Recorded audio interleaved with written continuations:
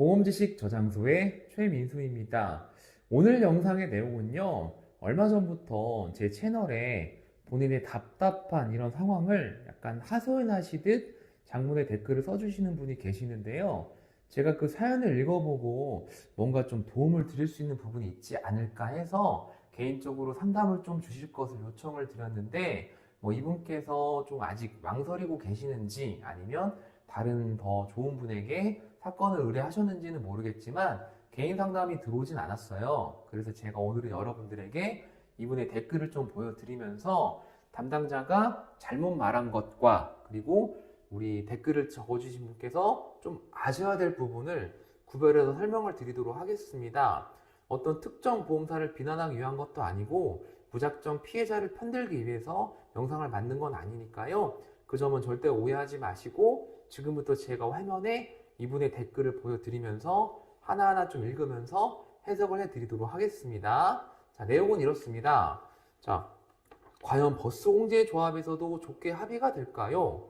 아직도 교통사고 후유증으로 야간통으로 아파서 좀 더 치료받고 싶다 했더니 내가 거짓말한다며 꼭 보험 사기꾼으로 몰아가며 기존에 아픈 데가 아픈 거라며 사실을 밝히겠다고 하네요. 더 이상 치료하면 소송 걸겠다. 먼저 윽박 지르고 사고 나기 전까지 목이 전혀 아프질 않았습니다. 자, 여기까지 일단 보면은요, 합의 얘기가 있었던 거죠. 서로 간에 아마도. 근데 이분은 교통사고 후유증으로 아파서 치료를 좀 더 받겠다라고 말씀을 하신 것 같아요. 그러니까 버스공제조합 직원이 합의를 좀 했으면 좋겠다라고 얘기를 했는데 이분은 아파서 거절을 했더니 공제조합 직원이 아직까지 아프다면은 말이 안 된다. 이렇게 윽박을 지른 것 같아요.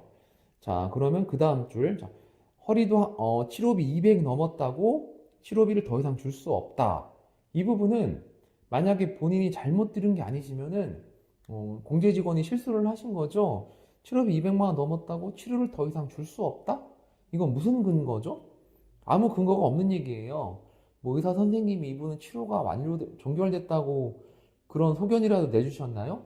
그럴 리는 없기 때문에 이 부분은 치료비를 더 이상 줄 수 없다라고 한 게 아니라 아마도 합의 제안을 하는데 결렬되는 과정에서 좀 옥신각신 하다가 이렇게까지 좀 얘기가 와전된 게 아닐까 싶은데 만약에 이런 얘기를 했다면 명백히 실수입니다. 공제 직원의. 자, 향후치료비도 줄 수 없고 이 부분은 원래 향후치료비는 약관상 없는 부분이라 틀린 얘기는 아니에요. 잘못된 것도 아니고 다만 합의를 보는 차원에서 향후치료비를 좀 더 지급을 할 수 있는 건데 그 부분을 줄 수 없다. 이렇게 얘기했는데 이거는 문제 삼기는 좀 그래요.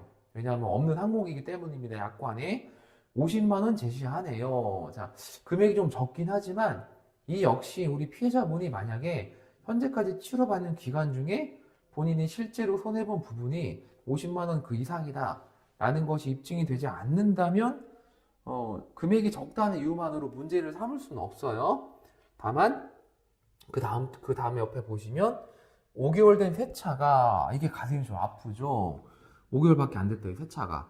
그런데 수리비가 얼마라고 하죠? 371만 원. 그러니까 경미한 사고가 아니죠. 그런데 시세 하락을 줄 수가 없다고 하네요. 근데 이 시세 하락 부분은요, 사실 약관에 너무나 명백하게 기준이 정해져 있어요. 그래서 1년 미만의 차 같은 경우는 저도 대물 약관은 잘 기억이 안 나는데 차량 가액의 20% 이상 수리비가 초과가 돼야 시세 하락에 해당을 하는 건데 이분이 새 차니까 최소 3천만 원 정도는 넘어가는 새 차라고 가정을 했을 때 371만 원이면 20%가 안 되죠. 이런 경우는 대물 약관에서는 냉정하게 시세 하락을 지급하지 않습니다. 그러니까 약관 그 자체가 짠 것은 맞는데 이 부분은 만약에 직원이 못 준다고 했다고 하면 틀린 말을 한 것은 아니다. 이렇게 해석을 해드릴 거고요. 그 다음에 볼게요. 자, 그냥 접촉사고라고요? 371만 원인데? 그냥 접촉사고로 척추험자, 요추험자 12급 경미한 사고로 3개월이 지난 지금까지 아플 수 없다 하네요. 자, 일단 경미하지가 않습니다. 그죠? 그리고 3개월이 지난 지금까지 아플 수 없다 하는 것은 무슨 근거죠? 아무 근거가 없어요. 전혀. 아무 근거 없는 얘기를 한 거고요. 그냥 상식적으로 봤을 때 뭐 3개월 지났는데 나으신 거 아니냐 이렇게 물어볼 수는 있지만 아직까지 아플 수 없다는 건 아무 근거가 없는 얘기입니다. 이거는 직원이 명백하게 실수를 한 거고요. 자, 그리고 아예 연락도 없어요. 처음에만 자주 연락이 왔고 3개월 동안 전화 한 통이 없었다. 그러니까 사고 초창기에 합의 제안을 여러 차례 했는데 잘 안 되니까 그 이후로 연락이 없다. 이런 얘기죠. 담당자 바꿔달라 하는 게 나을까요? 근데 보통 피해자분들이 합의가 원활하게 되지 않으면 담당자 변경을 좀 고려를 하시는데 그 바뀐 담당자가 더 독한 사람이면 어떡하겠습니까? 그죠? 담당자를 바꿔달라는 것은 피해자 입장에서는 정당한 요구지만 또 보험회사 입장에서는 약간 민원성 피해자로 분류가 되기 때문에 조금 더 일 잘하는 담당 직원이 기민하게 대응하기 위해서 바꾸는 경우도 있지만 더 독한 사람을 투입할 수도 있어요. 그렇기 때문에 이것이 능사는 아니다. 그러나 바꿔달라고 요청은 해볼 수는 있겠습니다. 자, 그 다음 줄 시세 하락금까지 발생하는데 소송하는 게 나을까요?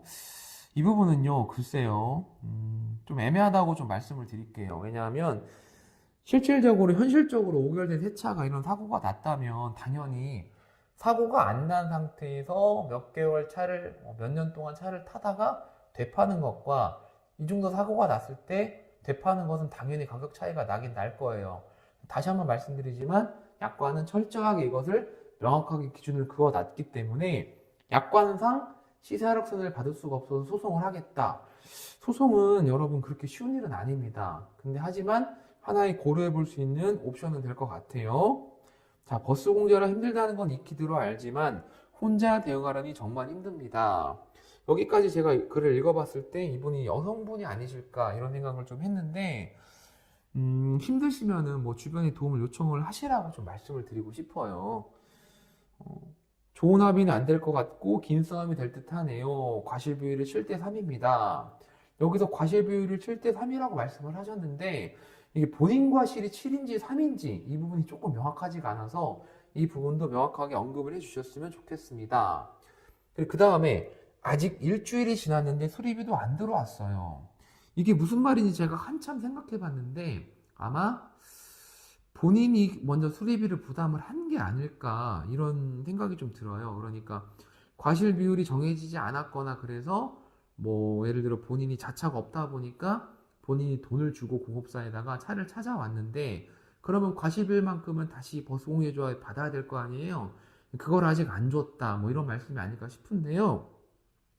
이 부분은 공업사에서 견적을 끊어서 보험회사에 제출을 했을 때 그 견적 자체가 제가 뭐 과하다 그런 게 아니라 보험회사 입장에서도 좀 협의를 거쳐요. 예를 들어 이번에 371만 수리비가 나왔다고 하셨는데 이 수리비를 아주 비싼 1급 센터에 들어가서 견적을 끊었다고 하시면 보험회사에서 쉽게 인정해 주진 않습니다. 왜냐하면 좀 과한 것도 있기 때문에. 그래서 그 과정에서 그건 좀 과하다, 우리가 그렇게까지는 못 해드리겠다라고 얘기를 하는 이 과정에서 피해자가 답답하니까 자기가 자기 돈을 내고 그리고 보험회사에 그 돈을 달라고 요청을 하신 거면 이런 부분은 안타깝지만 조금 전액을 받기 힘들지 않을까 이렇게 생각을 합니다.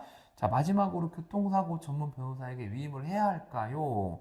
이렇게 고려 중이라고 하셨는데 자, 어차피 이분께서는 언젠가는 이 버스공제조합과 사건을 종결을 하시긴 하셔야 돼요. 그렇다면 본인이 받아들일 건 받아들이시고 요구할 건 요구하시되 제가 이 댓글만 보고 일방적으로 피해자의 편을 들 수가 없는 것은 본인의 입장에서만 글을 썼기 때문에 객관적 판단은 사실 안 돼요.